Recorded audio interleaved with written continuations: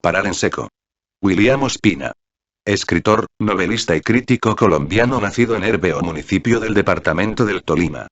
Parar en seco. En algún momento la naturaleza fue algo sagrado para la humanidad, y por eso era admirada, temida, respetada. Pero esa comunión se rompió. El hombre se volvió arrogante, se consideró el centro del universo y juzgó que la naturaleza era suya, que estaba ahí para su dominio y su explotación. En este ensayo, William Ospina reflexiona sobre este proceso y rastrea sus huellas en las religiones, el arte, la filosofía, la ciencia, la historia, la literatura, y llega a la dramática conclusión de que es urgente un alto en el camino, pues lo que está en juego es la supervivencia del planeta y de la raza humana. En nada se conoce tanto el brío de un potro como capacidad de parar en seco. Montaigne, Ensayos. Capítulo 1. El gran malestar. Cuando en el mes de marzo de 2016 los diarios mostraron que se había blanqueado la barrera coralina de Australia, muchos en el mundo tuvimos la sensación de que la hora definitiva está llegando. Largo tiempo se creyó que el fin del mundo sería un solo evento catastrófico, una suerte de espectáculo cósmico como los que evoca Rafael Argullol en su admirable libro El fin del mundo como obra de arte. Lo que estamos empezando a ver más bien podría designarse como el gran malestar.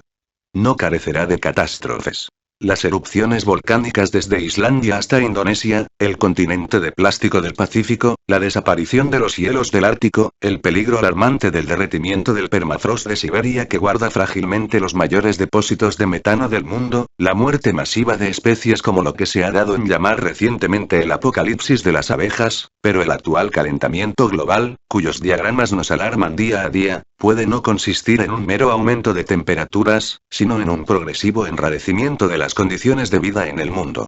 Lo sentimos en el clima, con veranos e inviernos cada vez más alterados, con el desplazamiento de los mapas vegetales, con la modificación de los nichos de las especies de plantas y de insectos, con el extravío de bandadas y cardúmenes, con la mutación de los virus y la amenaza creciente de las pandemias. Un planeta que durante milenios ha sido el escenario más propicio para la vida, para nuestra forma de vida, podría transfigurarse ante nuestros ojos en una morada inhóspita, de sol calcinante, de aire tóxico, de agua impotable, de pieles irritadas, de complicaciones respiratorias, donde los tejidos enloquezcan, los sentidos se alteren y los gérmenes escapen a todo control. Alcanzada, como lo hemos logrado hasta ahora, la era de mayor seguridad en el transporte aéreo, con máquinas casi perfectas que alcanzan su destino con una precisión asombrosa, corremos el riesgo de que el aire, todavía apacible salvo en ligeras zonas de turbulencia, se llene de peligros imprevisibles.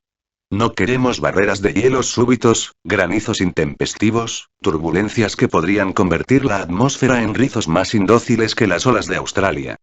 Ya los médicos advierten que la dádiva de los antibióticos, que hace medio siglo nos convencieron de que habíamos triunfado sobre las infecciones, no solo podría revertirse, sino dar pie a una generación de bacterias y de virus reforzados. La vida tiene el deber de luchar y de defenderse en todos los organismos y en todas las especies. Si los gérmenes son un peligro para nosotros, no debemos olvidar que nosotros somos un peligro para los gérmenes, y que ellos tal vez sepan protegerse mejor. La era de la dominación estúpida y carente de escrúpulos de los humanos sobre la naturaleza, podría dar lugar a una súbita mutación que vuelva a hacer de nosotros la más frágil de las especies. Y ello habrá ocurrido, asombrosamente, gracias a nuestro talento, nuestro saber y nuestra insuperable soberbia. Es probable que solo hayamos empezado a advertirlas cuando buena parte de las alteraciones ya estaban en marcha. No es fácil decir cuándo comenzó el ser humano a ser consciente de sus propios maleficios. Cuando Isaac Asimov y Frederick Pohl escribieron alarmados su libro La ira de la Tierra, ya todo estaba seriamente alterado. Cuando en 1959 Aldous Huxley lanzó sus tremendas advertencias en las conferencias de Santa Bárbara, California, a las que llamó la situación humana, ya muchos males estaban declarados.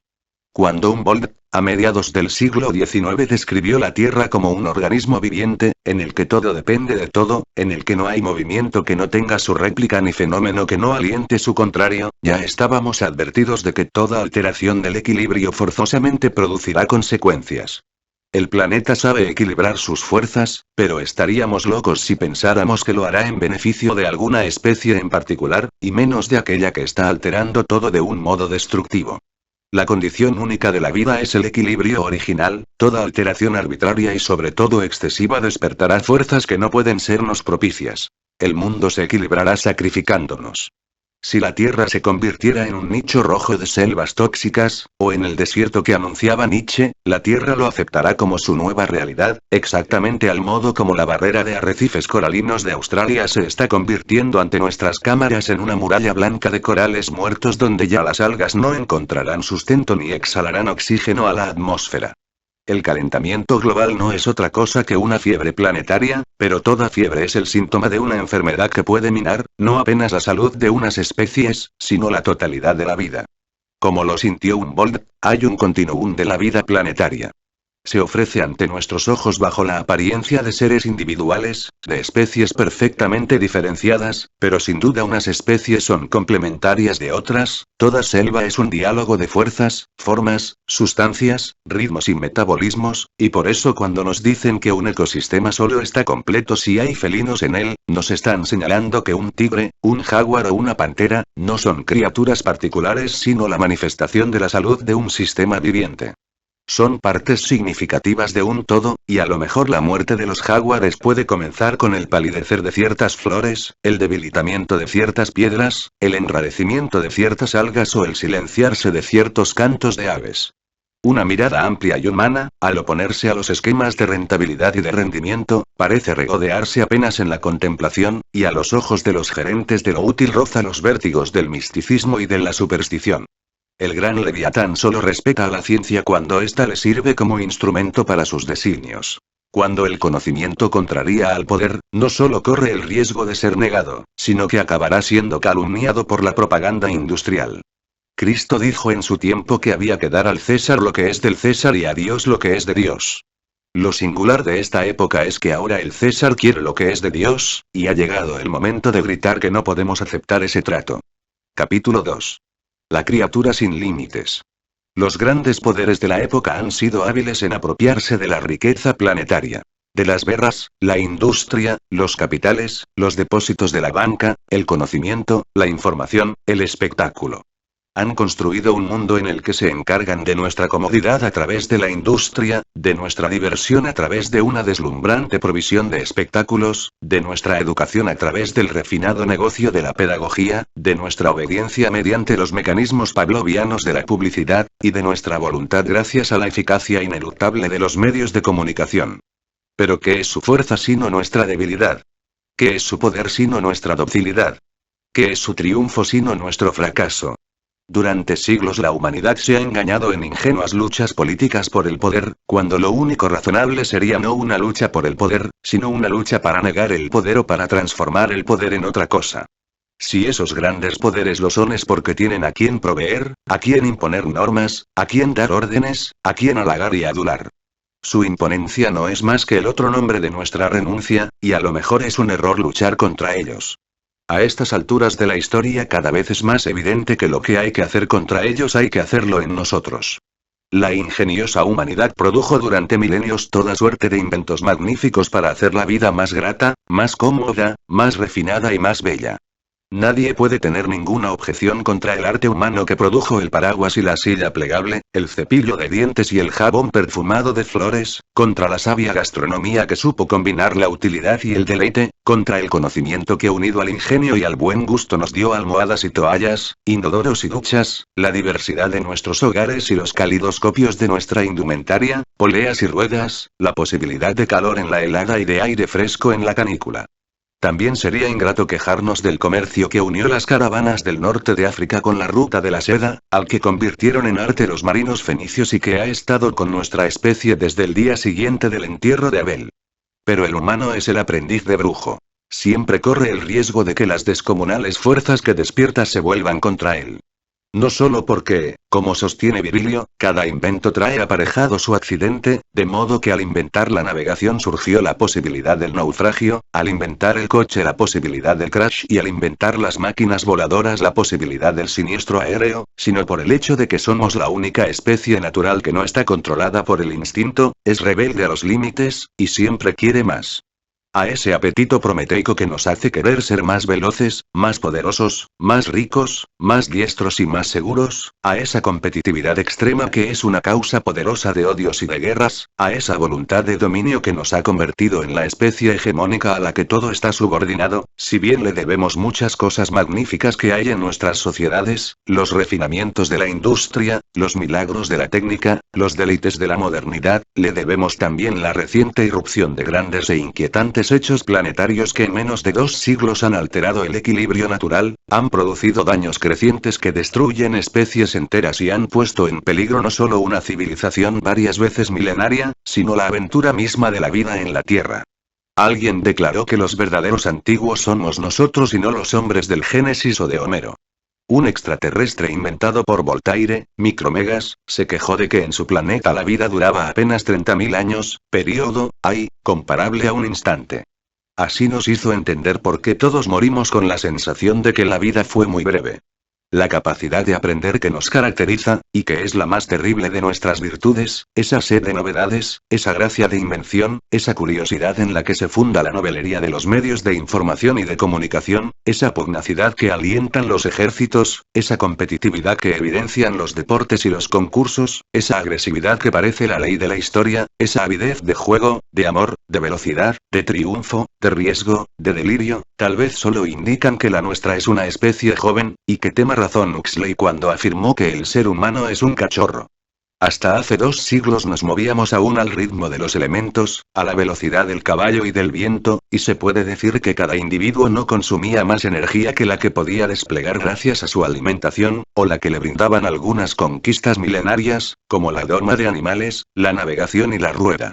Hijos del sol y el agua, gracias a la vida obtuvimos también el beneficio del fuego, pues solo es combustible lo que estuvo vivo, pero nuestro ritmo era desde temprano el de las velas de Odiseo, el de los pasos de Dante y de Virgilio, el de las herraduras de Bucéfalo y de Rocinante, que acompasaron el descubrimiento del globo, de la terza rima y de la narración. La humanidad conoció durante mucho tiempo lo que llamaba Paul Valéry, hablando de Goethe, el arte de las lentas maduraciones. El mundo no solo era ancho y ajeno. Viajar a pie era recorrerlo realmente, permitir que ir viviendo las distancias nos madurara para ver las cosas. Tal vez lo más hermoso de los relatos de la antigüedad es el modo como todo había que merecerlo por el esfuerzo. Al vellocino de oro no se podía llegar en unas horas, la odisea habría sido trivial regresando en un charter a Ítaca. Claro que nuestra ansiedad anhelaba el encuentro inmediato, pero nadie hallaría una grandeza mitológica en la perseverancia de Ulises si no hubiera tenido que vencer tantos escollos, y si los 20 años transcurridos desde su partida no le hubieran dado a esa historia toda la hermosa y trágica dimensión de la ausencia. Sería interesante saber cuándo empezó la edad de la aceleración. Es muy probable que haya influido en ella un cambio de dieta, y sobre todo la producción de azúcares, que inició una alteración de nuestro metabolismo. Lo cierto es que a partir de cierto momento el ser humano comenzó a gastar más energía de la que era capaz de producir con su cuerpo, y ello debió de ser visto por la cultura como uno de los triunfos de la civilización, aunque era el inadvertido comienzo de nuestros mayores peligros. Ya se sabe que desde los orígenes hubo quien pudo beneficiarse no solo del trabajo propio sino de la fuerza de los animales y del esfuerzo del prójimo. Pero tener, gracias a nuevas fuentes de energía, una fuerza mayor que la de nuestros brazos, la posibilidad de desplazarnos más con menos fatiga, la posibilidad de tener más luz que la que nos daba el sol, de alargar las jornadas, de obtener productos excedentes, sirvió más que cualquier otra cosa para convertir a la especie humana en la beneficiaria principal de los dones del mundo. Primero el talento para suscitar el fuego, luego el arte de dominar y dirigir los elementos, y el poder de explotar la energía animal y de someter por la guerra la energía de los congéneres, ya nos habían dado un poder particular y habían bosquejado el modelo de nuestra dominación planetaria, pero fue la obtención de poderosas fuerzas nuevas debidas a los combustibles fósiles, a la electricidad y al diseño de máquinas lo que disparó de repente nuestro poder de transformar el universo natural hasta hacerlo casi irreconocible, lo que potenció nuestra capacidad transformadora hasta chocar de repente con lo inesperado, con la no prevista revelación de que nuestra virtud tiene sus límites. Capítulo 3. El poder de los mitos. Hace siglo y medio, Nietzsche pronunció una sentencia que se fue haciendo cada vez más angustiosa. Perecerás por tus virtudes. Nuestras virtudes son innumerables, y si uno de los oficios de la filosofía fue descubrirlas y enumerarlas, su celebración y su estímulo se volvieron con el tiempo el principal señuelo de la publicidad. Pero es importante advertir que desde el comienzo hubo en la historia humana de Oriente y de Occidente, del norte y del sur, héroes y doctrinas que se aplicaron con ardor a contrariar esas virtudes. Hacia el siglo V antes de nuestra era, surgieron la prédica de Buda en la India y la de Diógenes de Sinope en la Grecia clásica. Ambos configuraban una doctrina de la renuncia. Buda, criado entre lujos y protegido de los males del mundo, descubre un día que existen la enfermedad, la vejez y la muerte, y esas tres noticias lo hacen convertirse en un asceta, para buscar por la vía de escapar a la rueda de los deseos la liberación y la felicidad de diluirse en el todo. Diógenes, inducido por una respuesta del oráculo a falsificar moneda, y reducido por ello a prisión, opta por renunciar a toda posesión y vivir en la sabiduría y la pobreza, cobrando apenas una limosna a sus conciudadanos a cambio del beneficio mortificante de decirles siempre la verdad. Esos dos sabios de Oriente y de Occidente prepararon el nacimiento de Jesús, que llevaría la doctrina hasta sus consecuencias más paradójicas. Se diría que Jesús nació para contrariar todas las tendencias espontáneas del ser humano. Ante los que exaltan la virtud del trabajo, declara: mirad los lirios del campo y las aves del cielo, que no trabajan ni hilan, y ni Salomón con toda su pompa vistió como ellos. A quienes aprecian el atesoramiento y la acumulación les enseña, en su oración principal, a pedir solamente el pan de cada día. Recomienda amar a los enemigos, dar al asaltante lo que olvidó llevarse, ofrecer la otra mejilla al que nos golpea.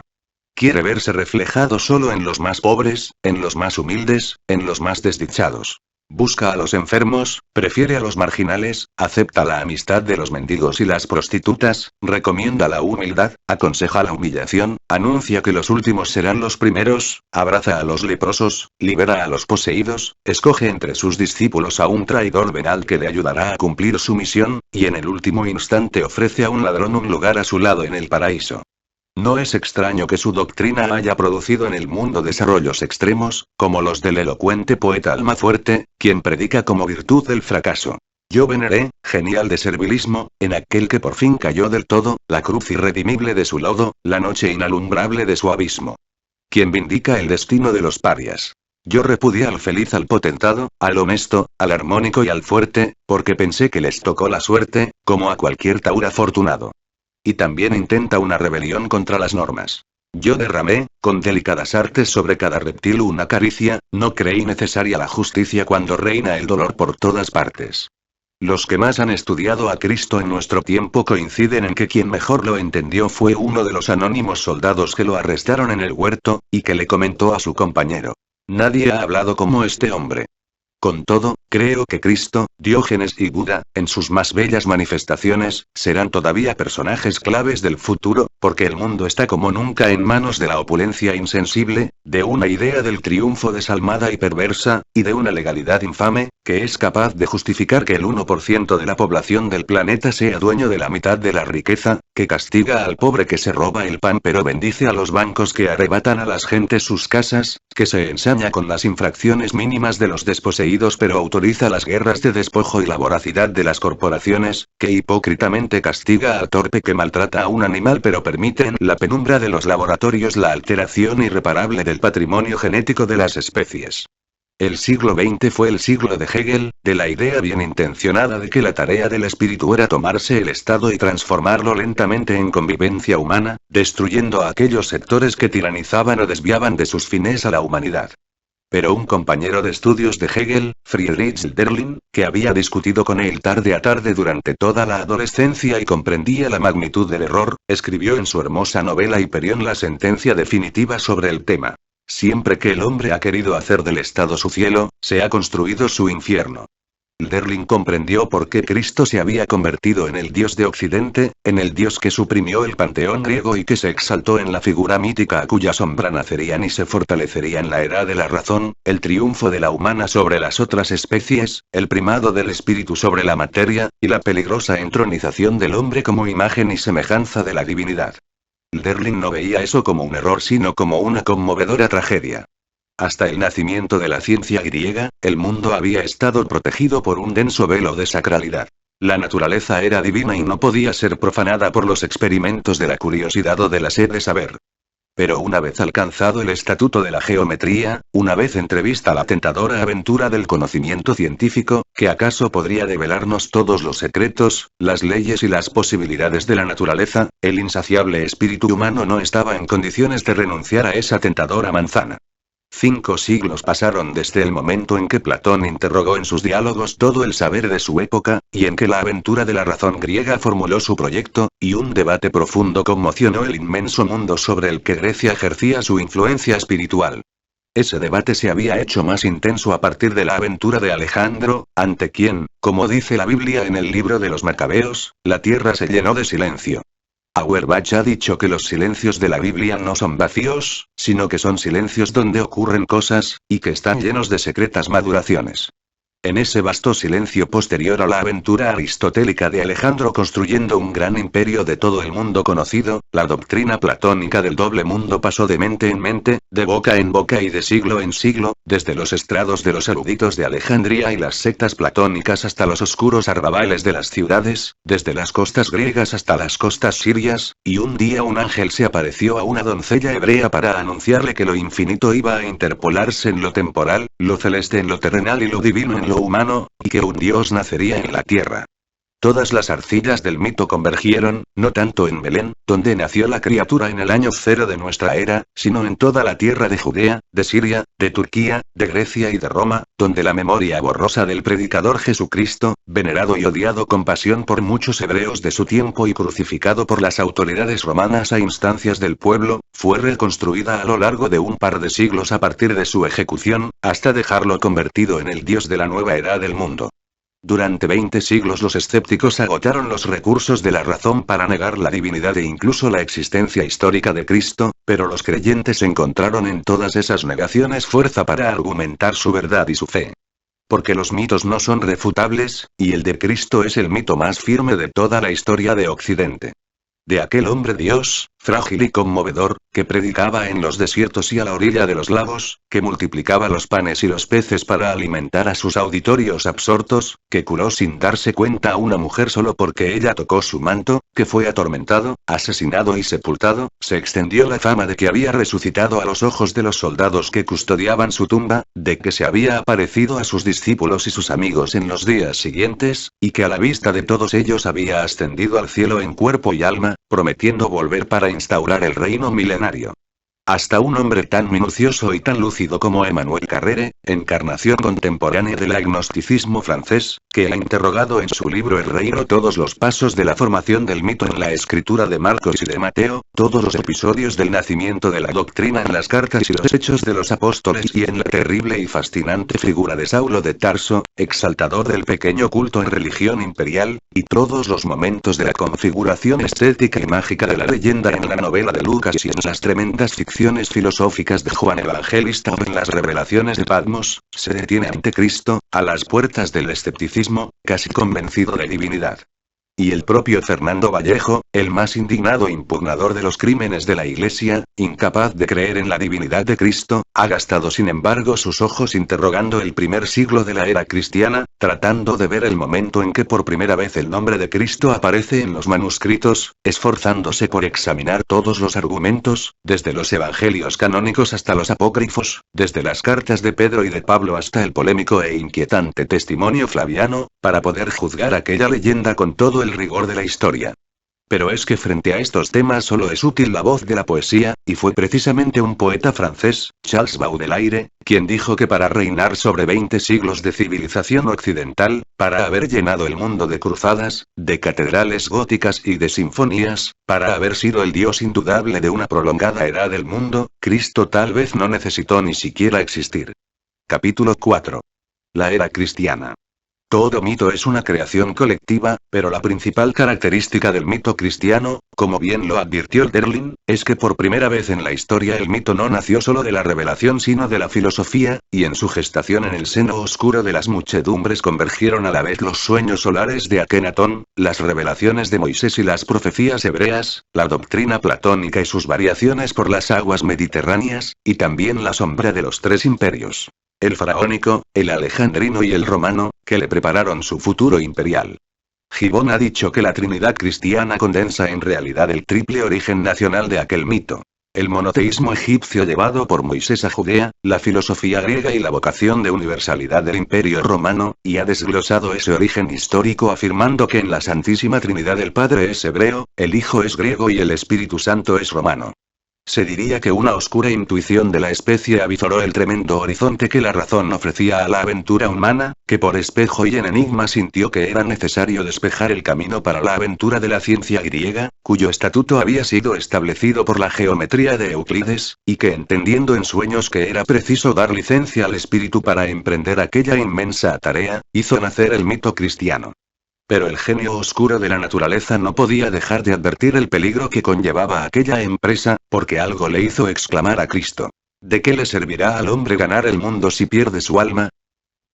Tal vez por eso Cristo, y con él todos los anunciadores de su advenimiento, acuñaron esa paradójica doctrina de la renuncia, de la privación, de la austeridad, de la paz y de la extrema vigilancia de la soberbia humana, ya que era él, como expresión, diría Hegel, del espíritu universal, quien secretamente estaba permitiendo que la humanidad avanzara por el camino de Pitágoras y de Tales de Mileto. En sus prédicas, Cristo se llama a sí mismo el Hijo del Hombre, y en esa fórmula tantas veces repetida está formulado el secreto singular de su divinidad. Cristo no es un Dios a la manera de las divinidades griegas que lo precedieron y que sin duda lo engendraron, con Cristo todo lo humano está accediendo a la divinidad. Con Cristo lo divino, que antes estaba disperso en la naturaleza, en la acuosa turbulencia de Poseidón, en la fecundidad de Gea, en los bosques de Artemisa, en la carnalidad de Afrodita, en las cóleras de Ares, en la forja de truenos de Zeus, en la armonía luminosa de Apolo o en la orgiástica embriaguez de Dionisos, esa divinidad antes dispersa en las infinitas fuerzas del mundo se repliega y se condensa en el espíritu. A partir de Cristo solo hubo divinidad en el espíritu, del que la mente humana era el nicho terrestre, y se cumplió la inmensa desacralización de la naturaleza que alarmaría en su tiempo a Juliano, el emperador. Ello no podía conducir de inmediato a una instauración de la naturaleza como objeto de investigación y de conocimiento, aunque ya se había abonado el terreno con la aventura aristotélica de Alejandro, pero el hecho fundacional del mito cristiano se había cumplido: la exaltación del hombre como medida de todas las cosas. Ya vendría el tiempo en que Agustín procurara agotar todas las posibilidades espirituales y aun intelectuales del mito. Ya vendría el tiempo en que Tomás de Aquino, creyendo argumentar de un modo convincente los arcanos de la fe y la racionalidad de los dogmas, liberara a la razón de sus ataduras y abriera camino al naturalismo, al renacimiento y al triunfo de la razón como suprema conquista de la era cristiana. Muchos ven en la furia de la Iglesia contra la visión de los infinitos mundos de Giordano Bruno, o en su represión contra el pensamiento de Galileo, una prueba de que el cristianismo no puede haber sido el fundamento del triunfo de la razón. Pero la historia no procede a través de fuerzas unívocas sino de grandes vacilaciones y extravíos y cismas, y si primero el cristianismo echó mano del dogma y de la violencia para imponer su doctrina de la fraternidad y del triunfo del espíritu, también sus propios crímenes lo obligaban a encorvarse en el remordimiento, y si Agustín quiso detenerlo en el espiritualismo, en el desprecio por la materia, Tomás, como bellamente lo ha argumentado Chesterton, mientras reconciliaba a esa religión con el mundo y con el goce de vivir, gastó sus vigilias sacando de su cabeza argumentos más sutiles y abundantes que su propio cabello, para darle un fundamento racional a todo aquello para lo que antes bastaba según las iglesias, el hecho central de la misión de Cristo fueron la redención, el misterio del Gólgota, la muerte de Cristo para redimir a los hombres de sus pecados. Pero Hölderlin, y a través de él la poesía de Occidente, procurando con audacia retornar al papel de la poesía antigua como intérprete y modificadora del mito, ha cantado que el de Cristo no es el mito de la redención sino el mito de la ausencia, que su momento más significativo no es el Gólgota sino la ascensión al cielo en cuerpo y alma, que lo que la historia nos revela es que la misión de Cristo no se realizó en la cruz sino en la ausencia, que Cristo es el Dios que se fue y que al irse dejó a los seres humanos solos con la historia. Cantó que, sin embargo, en esa ausencia no hay un abandono sino una promesa. Es como si nos dijera: una vez que el espíritu humano avizoró la posibilidad de explorarlo todo, de conocerlo todo, de transformarlo todo, la complexión prometeica de nuestra especie no estaba en condiciones de renunciar a esa tentación. Había que aceptar el desafío del genio tentador y morder la manzana. Y bien ha dicho Oscar Wilde que la única manera de escapar a la tentación es cayendo en ella. Hölderlin siente que el ser humano tenía que explorar ese rumbo y que, de algún modo, Cristo es el camino que siguió para desacralizar el mundo y para divinizar solo el espíritu. Pero no lo hizo sin dejar abierta de un modo ciertamente divino la posibilidad de revertir o al menos de detener ese proceso. Anunció que su partida no sería definitiva, que lo divino volvería al mundo, aunque todavía los poetas no han cantado cuál será la forma de ese retorno. Porque el retorno de Cristo todavía no tiene su poema, y sería ingenuo pensar que va a consistir en el descenso de un ser entre nubes luminosas a impartir sobre nuestro siglo la justicia de hace 2000 años. Ello equivaldría a afirmar que toda la aventura cristiana fue una pausa vacía, y las ausencias en el mito, para seguir una vez más a Auerbach, son silencios en los que ocurren cosas. Una de las cosas que ocurrieron es que verdaderamente el espíritu humano desarrolló las ciencias, no solo para penetrar en los secretos de la realidad y para descifrar las leyes, sino para acceder a los poderes de la divinidad. Occidente primero y el mundo entero después avanzaron gradualmente en el mito de la divinidad del espíritu y en la desacralización de la naturaleza.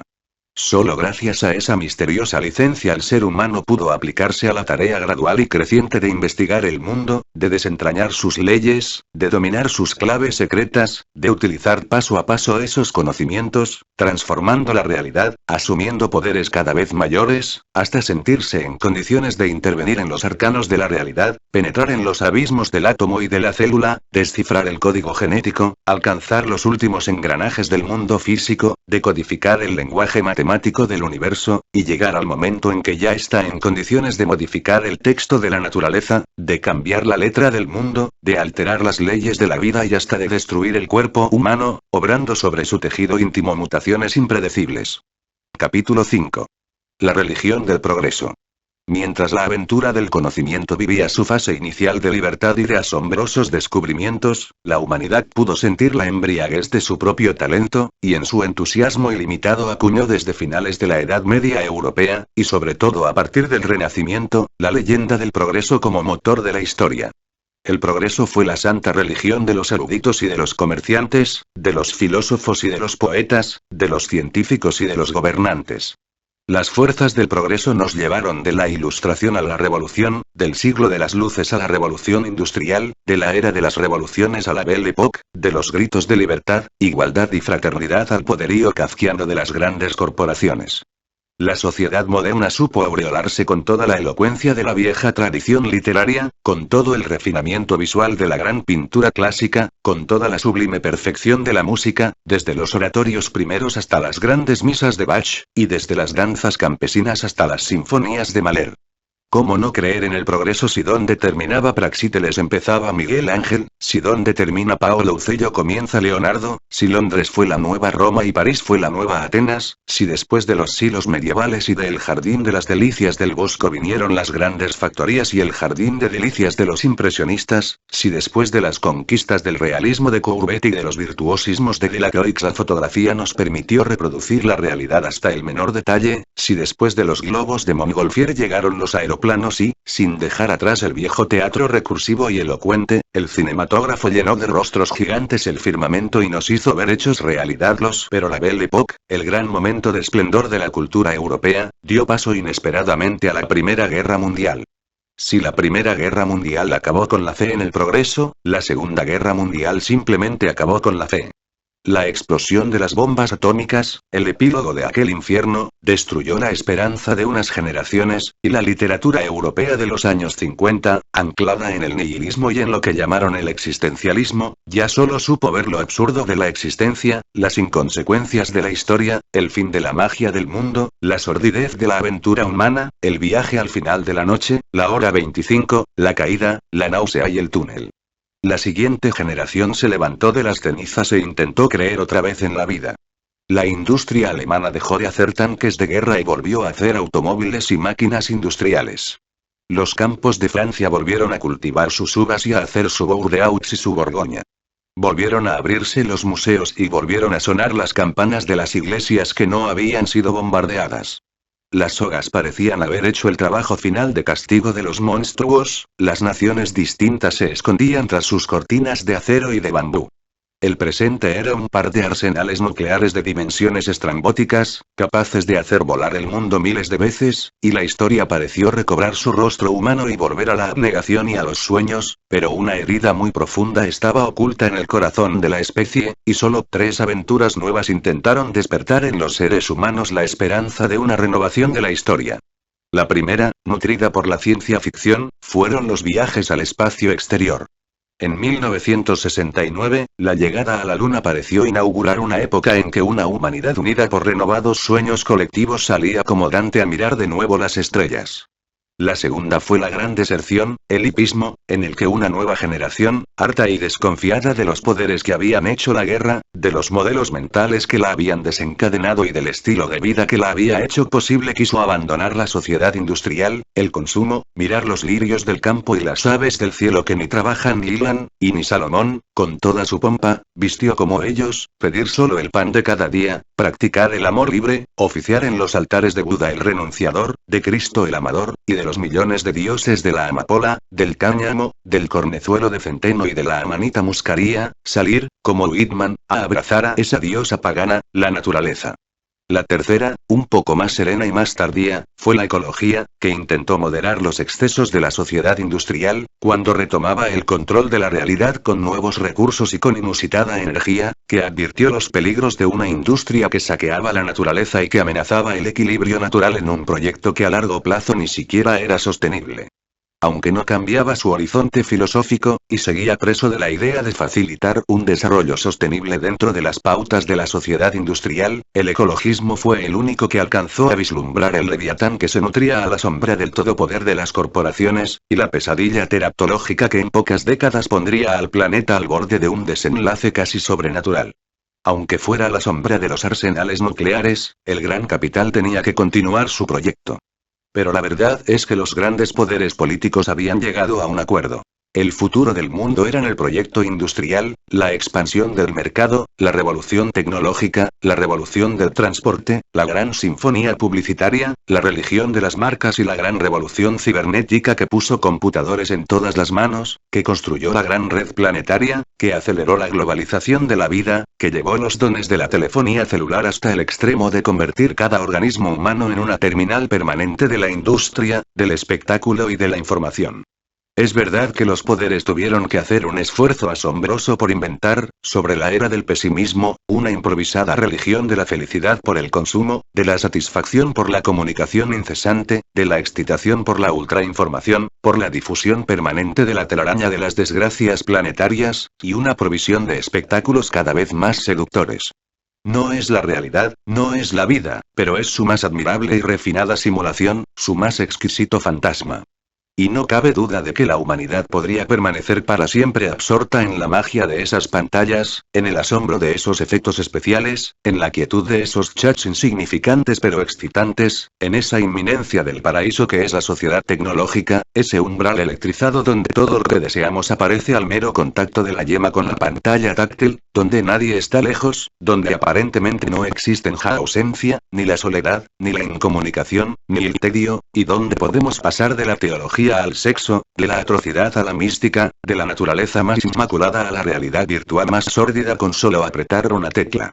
Podríamos permanecer para siempre en ese limbo de deleites que no nos satisfacen pero que nos llevan enseguida a nuevas posibilidades, en algo que no es la vida pero que es el vértigo y el deslumbramiento, y que como el cigarrillo, al decir de Oscar Wilde, tiene la elegancia de dejarnos siempre insatisfechos. Ahora bien, cada vez es más evidente que las fuerzas aplicadas a hacer todo esto, y las instancias que están en condiciones de aplicar esos cambios, hace tiempos no están sujetas a otra restricción que obtener los recursos para desarrollar sus investigaciones y obrar sus mutaciones. ¿Ante quién responden? ¿Quién autoriza sus acciones? ¿Quién está en condiciones de imponerles algún límite? ¿Quién calibra y valora sus consecuencias? Todo parece indicar que, en el ámbito de la sociedad moderna, no puede haber límites para el conocimiento, lo que es comprensible, y no parece haber límites para la acción, si se está bajo la protección de los poderes adecuados. Pero los poderes del mundo se han ido haciendo cada vez más autónomos. Las democracias planetarias, que son el último refugio hasta ahora de la voluntad colectiva, cada vez obran más en función de intereses particulares, y el más particular de esos intereses es el del gran rendimiento. Ya no es necesario demostrar que los poderes políticos están subordinados a los grandes poderes industriales, al lobby de las corporaciones. Que los medios de comunicación, que hasta ayer nada más encarnaban la esperanza de ser la voz de la opinión pública, cada vez callan más frente a poderes que a menudo son sus dueños enormes e invisibles. Que la voluntad de la especie, que se expresó alguna vez en leyes, que se configuró alguna vez en estados, que se manifestó alguna vez en instituciones académicas, ha ido siendo desplazada imperceptiblemente por el avance inexorable de los grandes poderes planetarios aplicados a la única lógica del crecimiento, de la acumulación, de la apropiación ostentosa del mundo, de sus esferas concéntricas de aire, de agua, de tierra, de magma y de fuego, y ya tienden sus tentáculos hacia los cielos cristalinos. Y sobre todo, ya no es necesario agotarse en argumentos para demostrar que todo ese poder acumulado y voraz que acapara la tierra y el aire, el agua y el subsuelo, no solo lo hace cada vez menos para beneficio de la humanidad, sino que está destruyendo eficazmente con nuestra incesante complicidad el viejo universo de los dioses, envenenando los manantiales, degradando las aguas, contaminando los suelos, cercando de basura las ciudades, cubriendo de desechos no biodegradables los océanos, y produciendo una alteración del clima planetario que a esta hora de la historia ya ha derretido el Ártico, borró los glaciares de los polos y de las cumbres, modificó el ritmo de las estaciones, altera los mapas de la vegetación y está a punto de hacer estallar, con el derretimiento del permafrost de Siberia, los enormes tanques de metano que podrían desencadenar un calentamiento aún más acelerado e impredecible. Esos mismos poderes que envenenan la atmósfera, y que destruyen el antiguo tesoro gastronómico de las culturas arrojando en nuestro plato los improvisados engendros de la experimentación genética, el plato de orugas sin nombre de los últimos días, no solo propician con el cambio climático la mutación de los microbios y la amenaza de las pandemias, sino que han reemplazado la vieja sabiduría de la medicina preventiva que se basaba en la alimentación, en la higiene, en la vigilancia y en la atención oportuna y sabia de médicos que nos miraban como seres íntegros y como seres humanos, por una parafernalia de máquinas y de soluciones químicas y quirúrgicas que nos dejan cada vez más desvalidos en manos de profesionales cada vez más arrogantes, ellos mismos arrojados de la vieja sabiduría médica delicada y humana a los arrabales de la proletarización y del trabajo a destajo, que tienen forzosamente que despojarse de su humanidad si quieren sobrevivir en la región de las máquinas y de su mirada de hielo. Capítulo 6. La Madre Tierra. Cuando a comienzos del siglo XIX 3 adolescentes románticos redactaron en el seminario de Tubinga el más antiguo programa sistemático del idealismo alemán, propusieron, con una sabiduría y una sensibilidad que serán cada vez más visibles, que la humanidad necesita con urgencia mitos nuevos. Esos jóvenes eran la primera generación de los hijos de Kant y sabían que, después de laboriosos siglos de exploración del mundo y de conquistas de la razón, ya no sería posible para la humanidad volver a los mitos caprichosos de una edad más ingenua. Los dioses en que ahora debíamos creer no podían ofender a la inteligencia. Ese había sido el fruto de 20 siglos de triunfo del espíritu. Ahora necesitábamos mitos que no repugnen a la razón, e ideas razonables que no se riñan con el sentido estético de la realidad. Añadieron que eran precisos mitos que hagan sensibles a los sabios y razonables a los pueblos, y aquellos jóvenes, Hegel, Schelling y Hölderlin, se aplicaron a la búsqueda del remedio por caminos distintos. Tal vez el ejemplo más fiel de aquella búsqueda sea el poema Al Éter, de Hölderlin, que nos hace sentir el carácter divino del aire sin renunciar a mostrarlo como un elemento, y que es a la vez pensamiento, emoción, fantasía, canto y plegaria, como lo sería después el poema del cuarto elemento, en el que Jorge Luis Borges discurre sobre el agua, pasando de la mitología a la historia, de la literatura a la experiencia cotidiana, de la reflexión filosófica a la fantasía, y del canto a la conmovida oración.